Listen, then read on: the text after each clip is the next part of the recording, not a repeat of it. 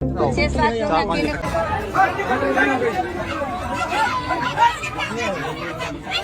महाकुंभ में माला बेचने आई लड़की, जिसे लोग मोनालिसा के नाम से जानते हैं, अचानक से इंटरनेट पर सेंसेशन बन गई। लेकिन इस प्रसिद्धि ने उसकी जिंदगी में कई परेशानियां खड़ी कर दी हैं। लाखों का कर्ज चुकाने के लिए महाकुंभ में माला बेचने आई इस भोली भाली लड़की की हालत अब ऐसी हो गई है कि उसे अपनी जान की रक्षा के लिए योगी सरकार से गुहार लगानी पड़ी है। महाकुंभ जैसे पवित्र आयोजन में किसी की जान को खतरा हो सकता है, ये कल्पना करना मुश्किल था, लेकिन मोनालिसा की कहानी ने इसे सच साबित कर दिया। अपनी कजरारी आंखों और मासूमियत भरे चेहरे से लाखों दिलों की धड़कन बन चुकी मोनालिसा अब इसी स्टारडम के कारण डर और धमकियों का सामना कर रही है।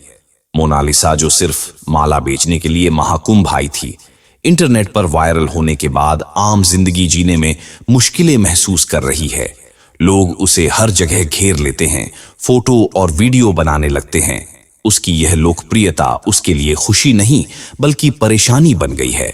वायरल होने के शुरुआती दिनों में यह ध्यान आकर्षण उसे अच्छा लगा, लेकिन धीरे धीरे यह बोझिल और डरावना साबित हुआ।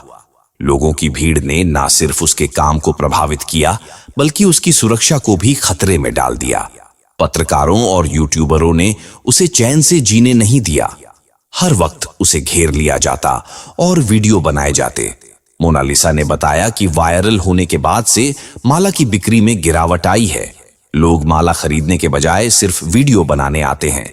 एक दिन तो पत्रकारों और यूट्यूबरों की भीड़ ने उसे घेर लिया, जिससे वह पूरा दिन एक भी माला नहीं बेच पाई। स्थिति तब और गंभीर हो गई जब मोनालिसा के भाई ने वीडियो बनाने वालों को रोकने की कोशिश की। इसके बाद उन पर हमला कर दिया गया। 9 लोगों ने मिलकर उनके भाई की पिटाई की, जिसमें मोनालिसा भी घायल हो गई।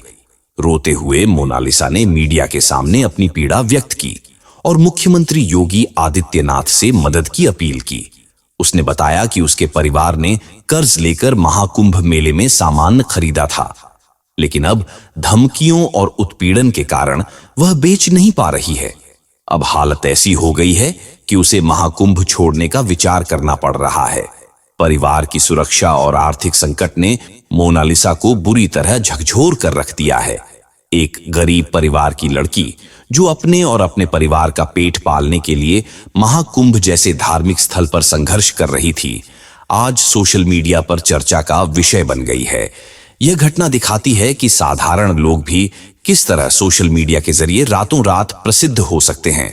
मोनालिसा की कजरारी आंखें और उसकी मासूम मुस्कान ने उसे खास बना दिया है। कई मीम्स और पोस्ट्स में उसे भारत की पारंपरिक सुंदरता का प्रतीक बताया जा रहा है। इस घटना ने साबित किया कि असली खूबसूरती महंगे कपड़ों और मेकअप में नहीं, बल्कि सादगी और आत्मिक पवित्रता में है। मोनालिसा की सादगी, उसका रुद्राक्ष की माला बेचने का काम और उसकी पारंपरिक वेशभूषा भारतीय संस्कृति की गहराई को दर्शाते हैं। उसने यह साबित कर दिया कि अगर आपके पास सच्चाई और सादगी है तो आप किसी भी परिस्थिति में खास बन सकते हैं। जैसे ही मोनालिसा ने मुख्यमंत्री योगी आदित्यनाथ से मदद मांगी, उन्होंने तुरंत महाकुंभ का दौरा किया और सुरक्षा व्यवस्था की समीक्षा की। मुख्यमंत्री ने इस मामले को गंभीरता से लेते हुए महाकुंभ में बढ़ते खतरे का संज्ञान लिया और हवाई सर्वेक्षण किया। उन्होंने यह स्पष्ट आदेश दिया कि जो भी किसी श्रद्धालु या बेटी को परेशान करेगा, उसके खिलाफ सख्त कार्रवाई की जाएगी। महाकुंभ में हर साल लाखों श्रद्धालु स्नान के लिए आते हैं। इस बार 29 जनवरी को मौनी अमावस्या और 3 फरवरी को बसंत पंचमी के प्रमुख स्नान होने वाले हैं। मुख्यमंत्री ने यह सुनिश्चित किया कि सभी श्रद्धालु सुरक्षित रहे और कोई भी असामाजिक तत्व महाकुंभ की पवित्रता को प्रभावित ना कर सके। उन्होंने महाकुंभ के दोनों प्रमुख स्नान की तैयारियों का गहन निरीक्षण किया और सुरक्षा व्यवस्था को और मजबूत करने का आदेश दिया। मोनालिसा अब समझ गई है कि अपनी सुरक्षा के लिए उसे खुद भी कदम उठाने होंगे। सवाल यह है कि क्या वह महाकुंभ छोड़कर चली जाएगी या यहां से निकलने के बाद भी अपने परिवार की मदद करने की कोशिश करेगी। यह घटना यह सिखाती है कि रातों रात मिली प्रसिद्धि हमेशा सुखद नहीं होती, मोनालिसा की साधारण जिंदगी में आया यह खतरनाक मोड़ उसकी स्थिति को बदल चुका है। मुख्यमंत्री योगी आदित्यनाथ ने प्रयागराज की पवित्र धरती से यह संदेश दिया कि महाकुंभ की शोभा को बनाए रखने के लिए पूरी प्रतिबद्धता के साथ काम किया जाएगा।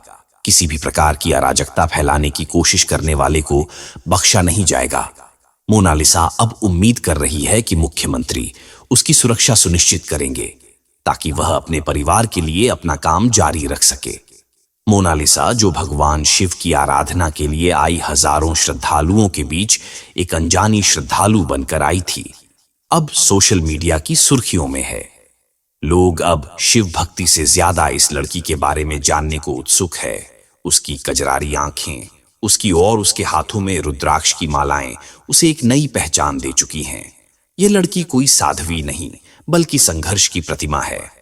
वह न सिर्फ अपनी सुंदरता और तेजस्वी आंखों से जानी जा रही है, बल्कि उसकी समझदारी और शिष्टता ने भी लोगों का दिल जीत लिया है।